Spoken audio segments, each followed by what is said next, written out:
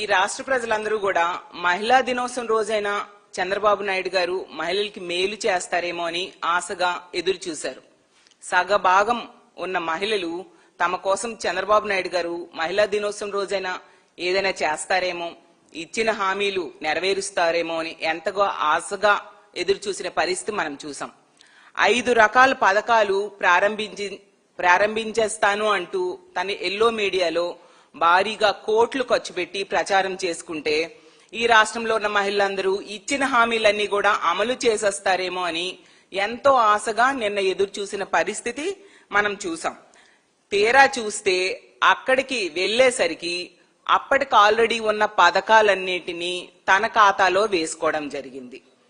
మనం చూస్తే చెప్పారు నిన్న మీటింగ్ లో మహిళా పారిశ్రామికవేత్తల గురించి, ఎంఎస్ఎంఈల గురించి చెప్పడం జరిగింది. ఆల్రెడీ 1,00,000 మంది మహిళలకి పారిశ్రామికవేత్తలుగా తయారు చేసేసాను, ఇంకో 5 లక్షల మందికి పారిశ్రామికవేత్తలుగా నేను తయారు చేయబోతున్నాను అని చెప్పారు.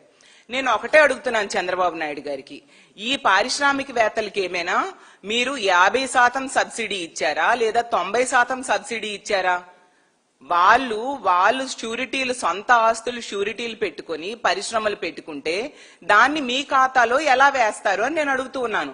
ఇప్పటికీ రాష్ట్రంలో ఈ 20 నెలలుగా తీసుకుంటే ఎస్సీ ఎస్టీ పారిశ్రామికవేత్తలు వాళ్ళకి ఇవ్వాల్సిన 800 కోట్ల సబ్సిడీలు ఇవ్వక రోడ్డెక్కి ఆందోళన చేస్తూ ఉండే పరిస్థితి ఉంటే మీరు 1,00,000 మంది పారిశ్రామికవేత్తలుగా మహిళల్ని తయారు చేశాను అని ఎలా చెప్తారు?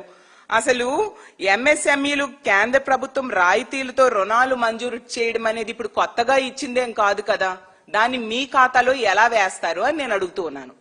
అలాగే తీసుకుంటే డ్వాక్రా సంఘాల మహిళలకట ఇంటికొక పారిశ్రామికవేత్తగా చేస్తాను అని చెప్పడం జరిగింది. దాన్ని చూసి మహిళలందరూ నవ్వుకున్నారు. చంద్రబాబు నాయుడు గారు, మీరిస్తానన్న 0 వడ్డీయే ఇవ్వకుండా మీరు ఇంటికొక పారిశ్రామికవేత్తని ఎలా చేస్తారు? గతంలో 3 లక్షల వరకు 0 వడ్డీ టెన్షన్ గా వాళ్ళ అకౌంట్ లో జగనన్న వేసేవారు. ఎన్నికల టైంలో మీరు ఏం చెప్పారు? 3 లక్షలు కాదు 10 లక్షల వరకు కూడా రుణాలకి 0 వడ్డీ మేము ఇస్తామని చెప్పి నమ్మించి ఓట్లేసుకొని 20 నెలలైనా ఇప్పటి వరకు ఇవ్వకుండా 5,000 కోట్లు బకాయిలు పడ్డారు మీరు, 0 వడ్డీ బకాయిలు. ఈ రోజు డ్వాక్రా సంఘాలు మీ నాయకత్వంలో, మీ కూటమి పాలనలో వాళ్ళ పరపతి తగ్గిపోయింది, వాళ్ళ పొదుపు కూడా తగ్గిపోయింది, బ్యాంక్స్ లోన్స్ ఇవ్వడం తగ్గించేశాయి. అలాగే తీసుకుంటే వాళ్ళ పొదుపు కెపాసిటీ 479 కోట్లు పొదుపును కూడా తగ్గిపోయింది. ఎందుకంటే వాళ్ళకి మీరు సపోర్ట్ గా నిలబడకపోవడం వలన, వాళ్ళకి 0 వడ్డీ ఇవ్వకపోవడం వలన ఇలాంటి దారుణమైన పరిస్థితులు డ్వాక్రా సంఘాలకు ఉంటే ఇంటికొక పారిశ్రామికవేత్తని ఎలా మీరు తయారు చేస్తారు అని నేను అడుగుతూ ఉన్నాను. గతంలో 2014-19 మధ్య కూడా మనం తీసుకుంటే 14,200 కోట్లు డ్వాక్రా రుణమాఫీ చేస్తానని చేయకుండా మోసం చేయడమే కాకుండా అప్పుడు కూడా 0 వడ్డీని ఎగ్గొట్టడం జరిగింది.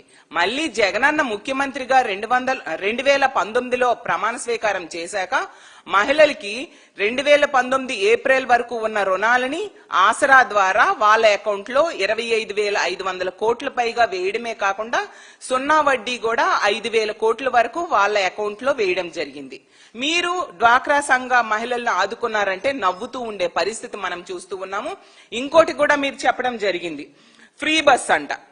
ఫ్రీ బస్ గురించి చాలా గొప్పలు చెప్పారు. శ్రీశక్తి అనేసి పథకం పేరు చెప్పి తీసుకుంటే మీరు ఎన్నికల టైంలో అన్ని బస్సులకి ఫ్రీ అని చెప్పి ఇప్పుడు రాష్ట్రంలో ఉన్న 16 బస్సుల్లో కేవలం 5 రకాల బస్సులకు మాత్రమే మహిళలు ఫ్రీగా ప్రయాణం చేసేట్టుగా అవకాశం కల్పించి 11 బస్సుల్లో వాళ్ళకి అవకాశం లేకుండా చేయడమే కాకుండా ఎన్నికల టైంలో రాష్ట్రంలో ఎక్కడి నుంచి ఎక్కడికైనా ఫ్రీ ప్రయాణము అని చెప్పిన మీరు ఈ రోజు జిల్లాలకే పరిమితమైన బస్సులకు మాత్రమే ఫ్రీ బస్సులో అవకాశం కల్పించి మళ్ళీ అదేదో విజయవంతమైన పథకం అంటూ ఎలా మీరు ఓదరగొట్టుకుంటారో నేను అడుగుతూ ఉన్నాను.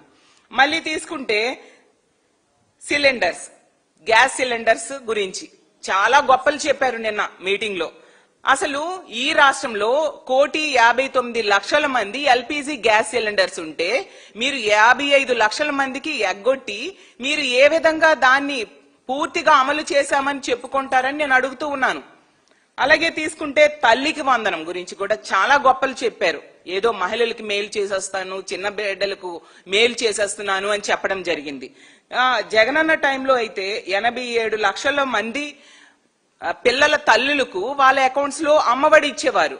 మీరు మీ కూటమి అధికారంలోకి వచ్చాక మొదటి ఏడాది తల్లికి వందనం ఎగ్గొట్టడమే కాకుండా ఇప్పుడు ఇచ్చిన దానిలో కూడా 87 లక్షల మందిలో 20 లక్షల మంది పిల్లల తల్లులకి వాళ్ళ అకౌంట్ లో డబ్బులు వేయకుండా ఎగనామం పెట్టి, అలాగే 2వ ఏడాది 15,000 అని చెప్పి 13,000 మాత్రమే వేసి ఒక్కొక్క బిడ్డకు మీరు ఇప్పటికీ 17,000 రూపాయలు ఎగనామం పెట్టి అది విజయవంతమైందని ఎలా చెప్తారు చంద్రబాబు నాయుడు గారు అని నేను అడుగుతూ ఉన్నాను. అంత దారుణంగా ఈ రాష్ట్రంలో మహిళలకు మోసం చేసి ఏ విధంగా మహిళలకి చాలా చేసేశాను అని గొప్పలు ఎలా చెప్పుకోగలుస్తారు? మీరు సాధించింది ఏంటి అని నేను అడుగుతూ ఉన్నాను. ప్రతి దానిలో కూడా డ్రామా డ్రామా డ్రామా. అసెంబ్లీలో పూర్తిగా డ్రామా మనం చూసాం. అసెంబ్లీ బయట కూడా డ్రామా చేశారు. అలాగే నిన్న మహిళా దినోత్సవం రోజు కూడా డ్రామా తప్ప ఇంకేమీ లేని పరిస్థితి. చంద్రబాబు నాయుడు గారి నాయకత్వంలో ఈ ప్రభుత్వాన్ని, ఈ కూటమి ప్రభుత్వాన్ని ప్రజలు అంటూ ఉన్నారు, ఎన్డీఏ అంటే నేషనల్ డెమోక్రటిక్ ఎలియన్స్ కాదు, ఎన్డీఏ అంటే నారావారి డ్రామా అడ్మినిస్ట్రేషన్ అని ఈ రోజు మహిళలందరూ అంటూ ఉండే పరిస్థితి. ఎందుకంటే ఇప్పుడు ఈ కూటమి పాలనలో ఈ డ్రామా అడ్మినిస్ట్రేషన్ లో కథ, స్క్రీన్ ప్లే, డైరెక్షన్, పాటలు, అలాగే ప్రతిదీ కూడా చంద్రబాబు నాయుడు గారి డైరెక్షన్ లోనే సాగుతూ ఉండే పరిస్థితి. మంత్రులు, ఎమ్మెల్యేలు వీళ్ళందరూ క్యారెక్టర్ ఆర్టిస్టులు మాత్రమే. అలాంటి డ్రామా పరిపాలన ఈ రాష్ట్రంలో సాగుతూ ఉంది. అలాగే ఎంత డ్రామాతో నడిపించుతూ ఉన్నారంటే ఈ కూటమి పాలనలో అసలు ఏ ఒక్క హామీని కూడా ఎన్నికల టైంలో సూపర్ 6లని, సూపర్ 7లని చాలా హామీలు ఇచ్చి ఏ ఒక్క హామీ కూడా సరిగ్గా అమలు చేయకుండా అన్ని చేసేసానని గొప్పలు చెప్పుకుంటూ ఉన్నారంటే, అలా చేయని దాన్ని చేశాను అని చెప్పుకొని అలా డ్రామా ఆడడం ఒక్క చంద్రబాబు నాయుడు గారికే చెల్లిందని తెలియజేస్తూ ఉన్నాను.